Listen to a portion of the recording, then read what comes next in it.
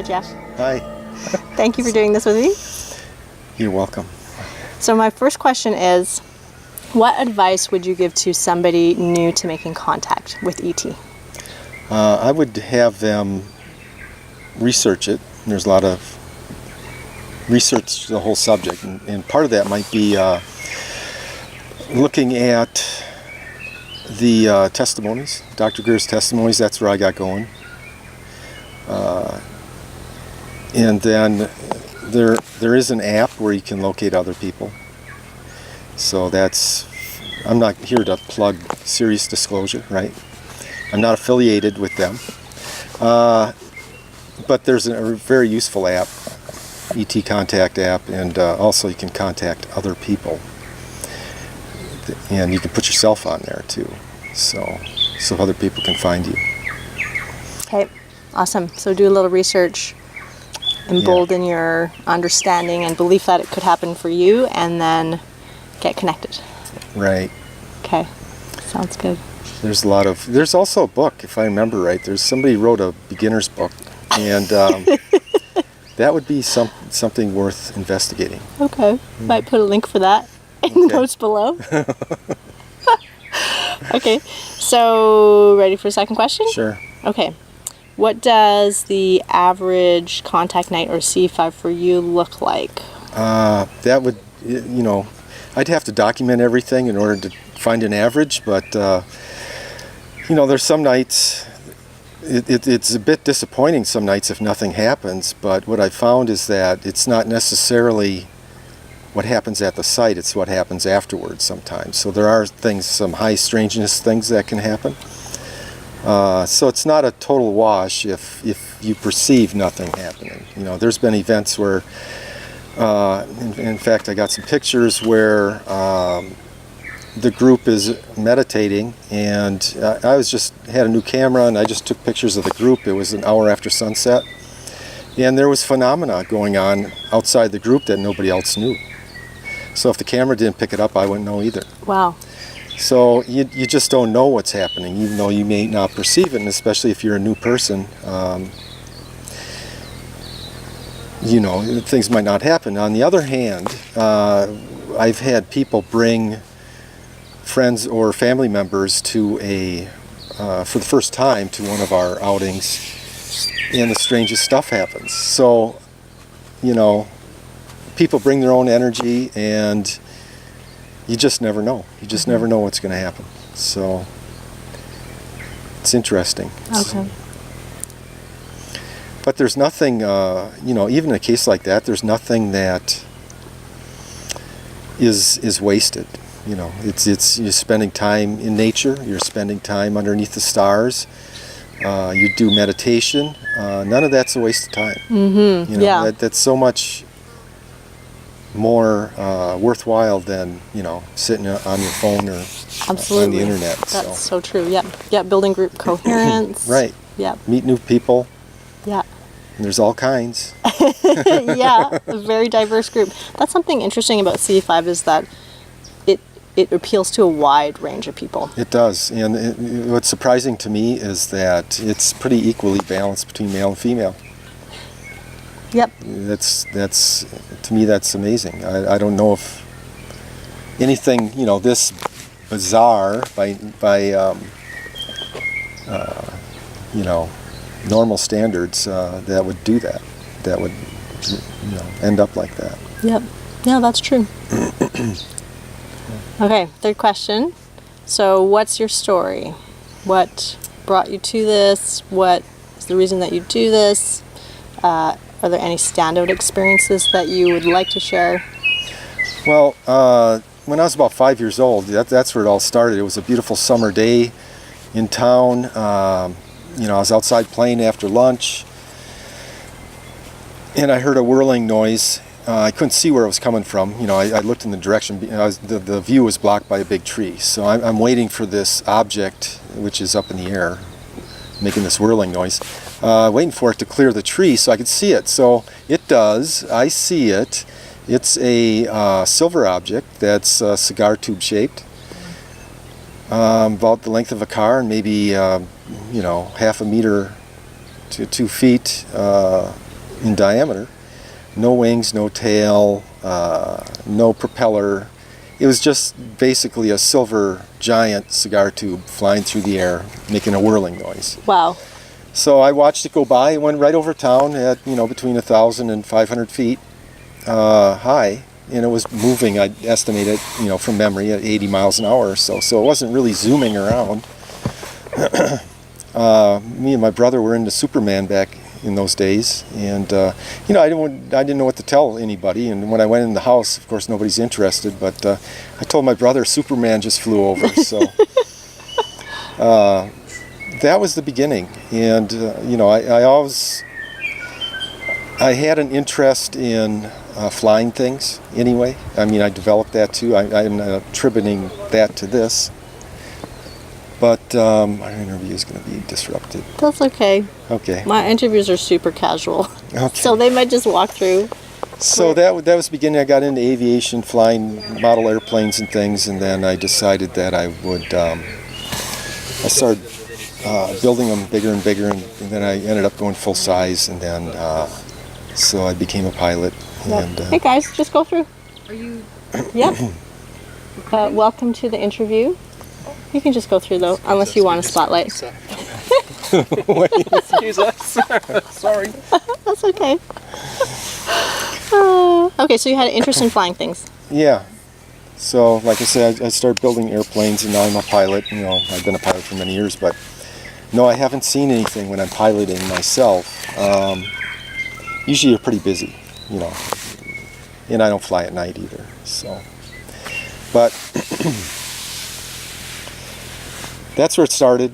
That's where my interest was. I love science fiction. I loved watching Voyage at the Bottom of the Sea. Back years ago, they had a flying sub that would fly out of the water. Where did they ever get that concept? Wow, yeah, USO. Yeah. So, I draw them, and like I said, I built airplanes. Nobody's come up with a flying saucer kit yet. So, had somebody done that, I'd build one of those too. But I'm not in that elite group where they actually do that in the military contractors and things. So, but I digress. So we know what your average kind of C5 sort of looks like, right? Like going out under the stars with a group of people. Are there a few things that may have happened that really stood out? Yeah, there's a lot of things that happen. You've got a list. Yeah. I've been on a couple expeditions with Dr. Greer, so we've had some amazing things happen there. Maybe we could leave the links to that in here, Okay. because I have some YouTube videos Yes, on that's that. right. Yes, awesome. Okay, yep, we'll put the links in. But on my own, actually I do have a video on that too, but the things I use, I follow Dr. Greer's protocols. There's people that don't do that, they do their own thing, and that's fine. But if you have a group of people, you want them, you want everybody to get on the same plane, having the same intentions, and that's all part of learning, not to be afraid. Of course, you're not going to know what's going to scare you until you run into it, but with time, and when you're with a group, it really tempers fear. So I've never run into anything that, to get into the religious stuff and all that. I've never run into anything that was evil and scary. I mean, things that are wild, but, I've never been threatened or had anything negative happen, ever. And I've been doing it since, for about 4 years. Yeah, So. that's a concern. That's a pretty big concern. Yeah, especially right, new that people. And have. there's a lot of people that don't get into this, that have their opinions of it. You have to, if you go into something like this, you want to have an open mind. You want to have like a scientific mind. You have to be objective. There's a lot of things that happen that can be twisted any way you want. So, but some of the remarkable things are, one in particular was, one of the more recent ones was where there's just 3 of us out, and this, you know, everybody's seen meteors and how they streak across the sky, and maybe close up some more spectacular ones with all kinds of sparks, and it's got a huge tail and it just lasts for a second or two. You know, they're beautiful. But we had this strange one that it wasn't a meteor because it was only about a mile away. You know, and it was like watching one slow motion if you were next to one. Whoa. You know, so I could actually see particles breaking off the face of it and going into the tail. Wow. So it was pretty wild, and like the guy next to me said, he says that was for us, and it was. You know, now I don't know if that was some sort of holographic projection, and the interesting thing too about that was it was just beautiful, reddish orange, and it was low to the ground, maybe at the most mile away, a couple hundred feet off the ground. It didn't arc into the ground. It just flew straight. I had a camera in my hand the whole time, a video camera. I didn't think about using it until it started fading out, and then I thought, hey, I should probably see if I can get this. Yeah. So I bring the camera up, and I was surprised that the camera was right on it. You know, there was no boot up time, you know, but I had it on wide angle, so I didn't get a good shot of it. It only lasted 2 seconds, you know, and then it turned away.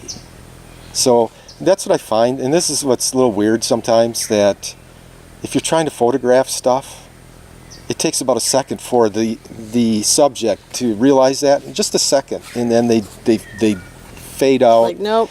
This one was already fading out, but it made a left-hand turn, you know, to get out of the way. So I don't know why else it would make a left-hand turn. I mean, fireballs don't usually not lose altitude. I mean, they don't hold altitude, and they don't make a right angle turn. Mm-hmm. So I don't know what that was. But that's one of the latest ones. I've had other ones. We actually had lights lift off out of a marsh, and it lifted off. It was about 40 feet high. I can't tell for sure the size. I would guess, because it had 3 lights and they're so bright it kind of looked like one light, but I would guess it's 30 feet in diameter. Went up 40 feet, and then it started moving towards us. It was only a quarter mile away. So when it got about halfway, it was about 60 feet high, and it stopped. It stopped 500 feet away, 60 feet above the ground, and then it went right back where it came from. Wow. So my buddy, who was ahead of me, about 10 feet ahead of me on the path, he says, "Here one comes." He turned around and looked at me. I says, "I see it." So, yeah. So, you know, there was a third person with us that was new. Yep. And they We have some bicycles coming in. Hello. Hello. How are you? Good, are you? Good. Hi. This is what you get when you do an interview on a path in the woods. in the woods. Sorry, where were you? So the third person that was with us was well versed in phenomenon, you know, other things, not so much CE5 things, extraterrestrial related things. And we found out the next day that when it lifted off, that was exciting, and then when it started coming towards us, she freaked. You know, she didn't scream or anything Yeah, at the time, but but she told us the next day, inside that's voice. it. She's not doing this no more. And, Wow. and that was it. She just doesn't want to do that. I mean, she'll do all kinds of other phenomenal things, but not that. So. Yeah. That really points to how. Hi, Jeannie. Oh, hello. Hi. We're having a bit of a party interview. I guess. That's a nice spot. It is Yeah. good. Very nice. See you later. Yeah, see you later. What were we saying? Oh yeah, some just of the things that happened here, yeah. just so how interesting that that's how connected they are to us. So is it our feelings are so obvious to them, or are they that intimately connected with us that they know how we feel? I think they know exactly. They pick that up, I think, from long distances. They know what's in our. That's why I say everybody has to have the same intentions. You know, a loving intent towards them, You know, everybody's going to react differently, but like I say, having a group helps temper the fear. But you know, having a face-to-face contact, I haven't had that, a close-up contact, at least with one that I could see. Yes. Yeah. That you knew about. Right. I've had some other close contacts where I felt, I felt their energy, put it that way,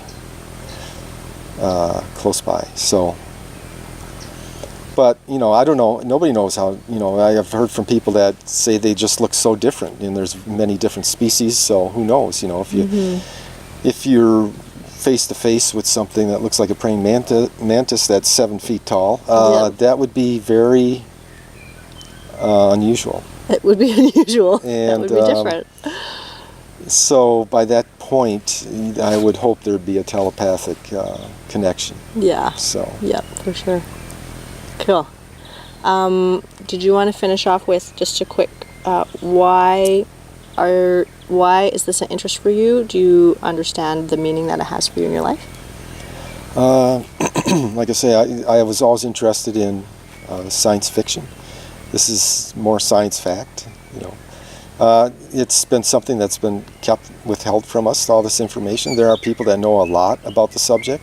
I'm not a great book reader, and you know, I was always disappointed with all the documentaries in the past, and even currently, for the most part. Not all, but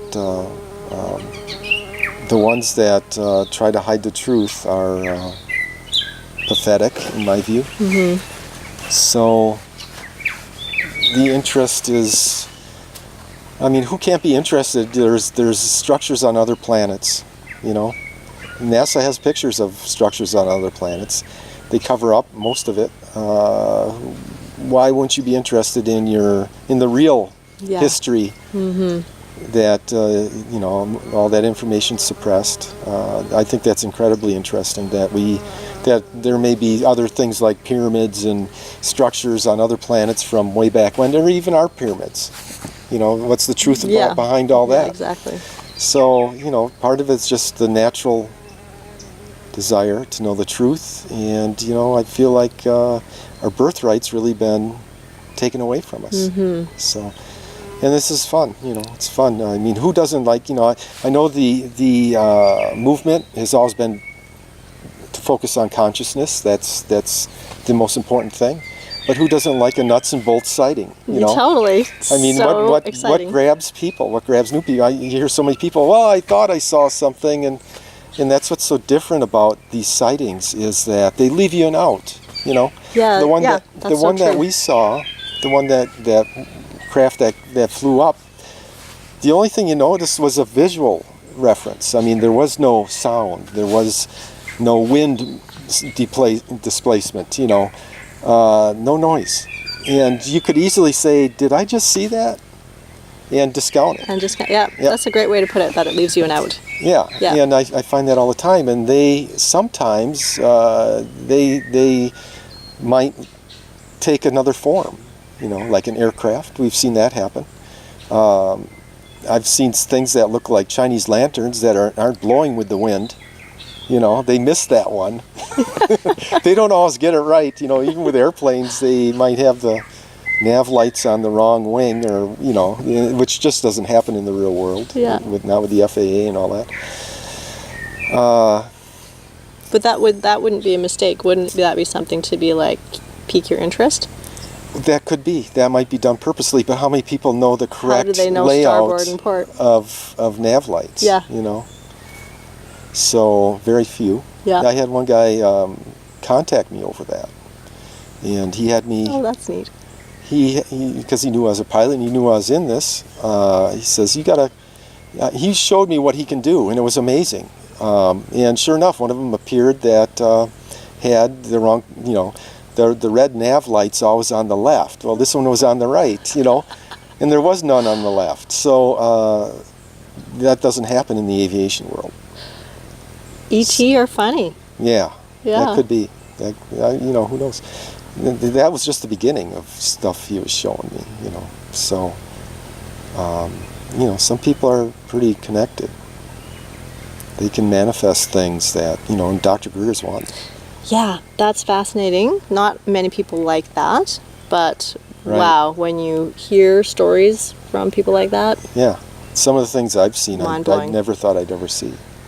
yeah, So yeah, it's fun. yeah. Bottom line, It it's, is. It's enjoyable. It so is fun. Awesome. Mm-hmm.